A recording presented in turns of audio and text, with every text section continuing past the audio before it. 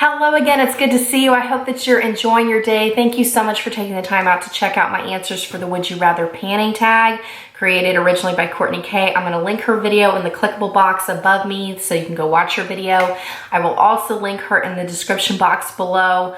These are awesome questions to really get, us thinking about preferences for project panning and how we kind of go about making our choices. So she came up with 9 questions, and then to continue passing this tag along, I'm going to list a few people in the description box below, but I am enjoying these videos very, very much, and I cannot wait to continue seeing more with Instagram, with Twitter, and more videos with your answers on things that you would choose. And just kind of putting this out there, just casually putting this out there. Wouldn't it be kind of fun to actually pan some of our choices that we make? Because I know for me, some of these would definitely push me out of my comfort zone.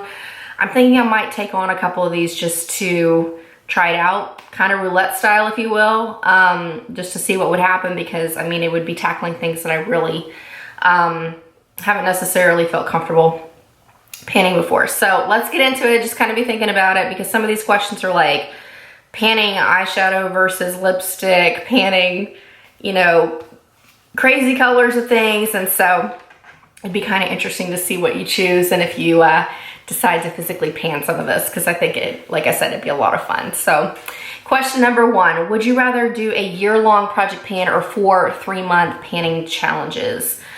I've had a lot of success doing panning challenges. I film those for, my channel. As far as doing a straight project pan, I've, actually started my first straight project 10 pan because I'd never officially done one. I mean, I pan things from start to finish off camera that I consistently use, or they're products that I repurchase, so I don't necessarily film those. But as far as officially panning, I think I'd rather do the 3-month panning challenges, because I feel like it offers me a lot of flexibility and the variety when I need to, because having those closure dates is nice. And if you don't finish the item, you've still put in 3 months of daily use on it. That's a lot of progress in that particular item. So I'm always okay with that.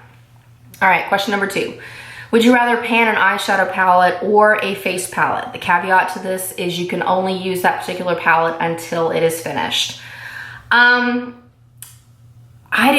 wasn't really sure how to answer this question, because I get panning the eyeshadow palette and not bringing in anything else, but does it still count if you bring in other things when you run out of that shade? Like, if you run out of a cream eyeshadow, are you allowed to reach into another palette for a cream eyeshadow? Because that's how I pan.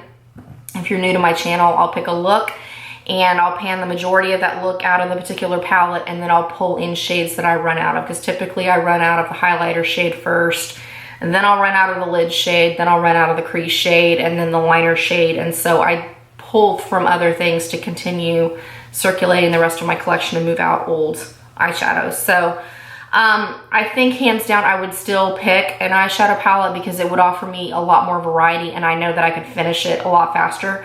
Face palettes would be brutal for me. Bronzers and blush are tough already for me to finish. It takes me a very long time.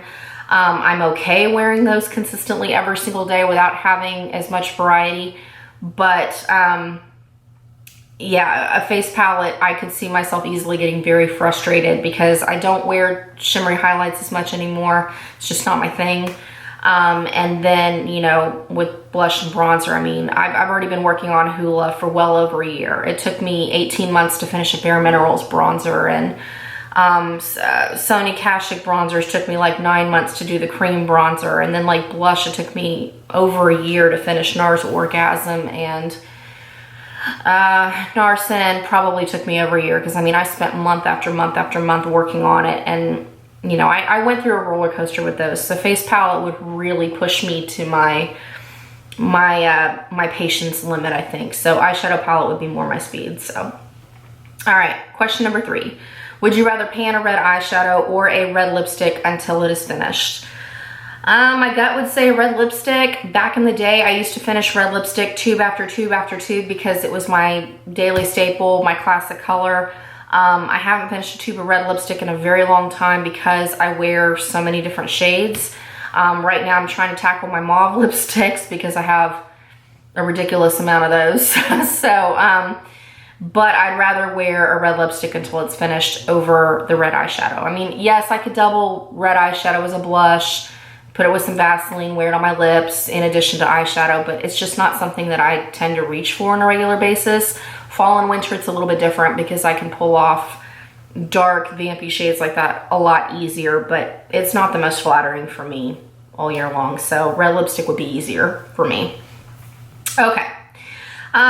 Question number 4. Would you rather wear a lipstick or a blush for 6 months straight, or basically until you use it up? I'd say 6 months straight, or no, I'd rather wear the blush for 6 months straight. I know in my panning journey that I can finish a lipstick bullet in about 4 months, so it wouldn't take me the 6 months. I know I'd have to wear the blush day in and day out for 6 months at least. So, but I'd be okay with that. I'd be completely fine with that. Question number 5, would you rather do a Project 100 pan or a Project 50 pan roulette over the course of the year? This is where I really realized kind of where my thinking is with my panning, because I don't necessarily go through at the beginning of the year, because when I pan things, I base it around the eyeshadow palette. I pick my palette for the beginning of the year for Pan That Palette, and I pretty much do a Project 100 pan because the eyeshadows that I choose to work with will, you know, determine the blush I choose. It'll determine the bronzer I use. It'll determine the lipstick I use. It'll determine what color liner I'm gonna pan. So my comfort zone is doing a Project 100 pan. I can't come out at the beginning of the year and say, these are the items I'm gonna move out of my collection, because I kind of fly by the seat of my pants a little bit and, you know, look at what I have, what I'm working with, and then make my choices from there. A Project 50 pan roulette, I think, would be a lot of fun. It's something that I'm definitely going to keep in mind for the future. I want to see how I do a Project 10 pan first and then take on a roulette, because I know a roulette is intimidating for me because I don't have that control over creating my looks like I do right now, where I'm really focusing things in around my eyeshadow, because that's what works for me. So if that makes any sense at all. But yeah, Project 100 pan will be definitely in my comfort zone, but I don't come out at the beginning of the year and say, these are the 100 items. It just kind of happens naturally and very, organically is not the word I'm looking for, but you know what I mean. Like, it just kind of comes together and then makes it a little bit easier to pan those things. All right, question number 6.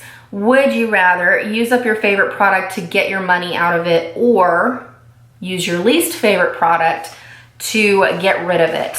I can go either way. I mean, of course, it's fun to use your favorite product because then you know you enjoy it, and it's wonderful every application because it's something that you love and enjoy.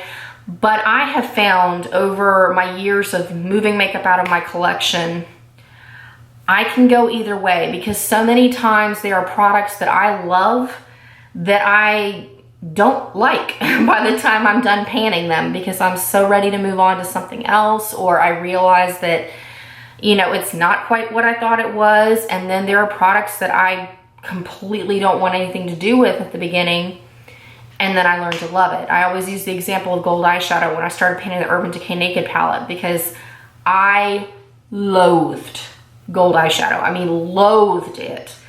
And after panning Half Baked out of the Naked palette, I learned to develop an appreciation for it. I started liking it because I got used to working with it. And then after working with the gold in Lorac Pro, now the gold in there is really orange looking, but then working with light bronze, working with gold shades out of the Lorac Mega Pro, and then going into, you know, Stila's palette with Bubbly. I like gold eyeshadow now, but that was something that I started off absolutely hating. So it's incredible to see how your preferences can change over the course of panning them. All right, question number 7. Would you rather pan all of your makeup until it's gone, or declutter until you start fresh? If money were no object, I would throw away everything and start over, because there's a lot of it that, you know, it probably needs to go just because of age and deterioration. I'm quickly realizing that with a lot of my eyeshadow palettes that I've had for a very long time, because they're starting to crack, and you know, they're not in their best performance mode, and you know, that's on me. But I'm doing a combination of decluttering and, you know, obviously panning, because I'm still very much in that frame of mind that I've spent the money on it, and there's a huge part of me that can't let that go because I've spent the money on it. I know you understand what I mean when I say that, but there have been other things that I've learned to let go of and pass them along before they go bad, but I'm very much in that mode of pan it until it's gone. And then, you know, I'm really getting into a better place with shopping, because now, like, I'm panning it, but I'm not bringing stuff in. I've really done well to stay in my stash at home, and that's a lesson that I've needed to happen along the way, and keep moving forward without, you know, bringing in more stuff so I can move out the old eyeshadow in particular, but there are other things that I need to work on too, so. Okay, question number 8. Would you rather lose your favorite product or have to repurchase a product you hate? This kind of goes back to that question of, would you rather use a product you love or move out the product that you're not as fond of? I could go either way, because like I said, there are products that if I revisit them later that I hated before, but then I give them a second shot, I may end up liking them, and vice versa. I mean, yes, it'd be disappointing to lose a product I love, but, you know, at the end of the day, I can always find something comparable, because I'm kind of going through that emotion right now of, like, you know, the eyeshadow that is deteriorated and I need to just let it go and get rid of it. But, you know, there's always something similar that you can get, or eventually you could go out and repurchase your favorite product and, you know, enjoy it all over again. So I could go, yeah, either way would be fine with me. All right, and last question before, you know, just kind of putting the tag out there. Would you rather pan a glitter eyeshadow or a black lipstick? You have to use it daily till it's gone.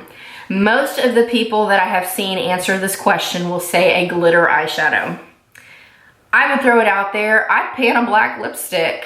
Not necessarily that I would wear it on my lips every day, but I'm thinking, because this idea kind of came into my head. Bite Beauty has just released, you know, their Amuse Bouche lip line, and they have a black lipstick in there. It's food grade quality ingredients. So I think it'd be kind of fun to pan a black lipstick, because I mean, think about it. You could use it as an eyeshadow base.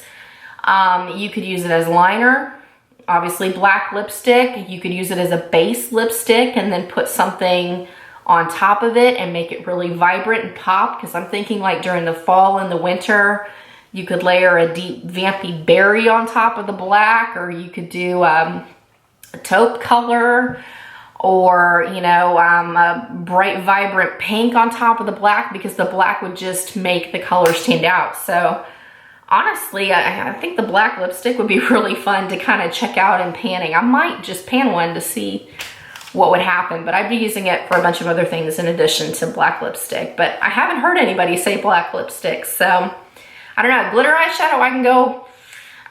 Glitter eyeshadow is kind of tough, because some of the glitter eyeshadows I've worn, it's like you get fallout everywhere, and then you get glitter flecks in your eye, and it's irritating, and that's no fun. Or, you know, you'll have a glittery eye and it's a little much for what you want to pan. I mean, I've had some experiences with that too, so I don't know. Black lipstick's looking pretty appealing, but like I said, I might just take that on to see. I don't know. I think I might be stretching a little bit too far out of the comfort zone, but I think it'd be a lot of fun. So far I'm thinking to continue this tag, but I tag everybody who watches this video. Send your answers on Instagram, Twitter if you don't film videos, but Jessica Green 518, Lena 7623, Candy Lion, Charlie Levy, and Amber's Beauty Chair. Y'all immediately came to my mind because I haven't seen these videos from y'all. And other than that, keep it going. I mean, there's so many of you. Choosing Treasure, Julia, I'd love to see you do this as well. So let's keep it going. That's about it for now. I've got a couple more videos coming your way before we get into 4th of July weekend. So have a fantastic week. I look forward to seeing you very, very soon. Catch you later.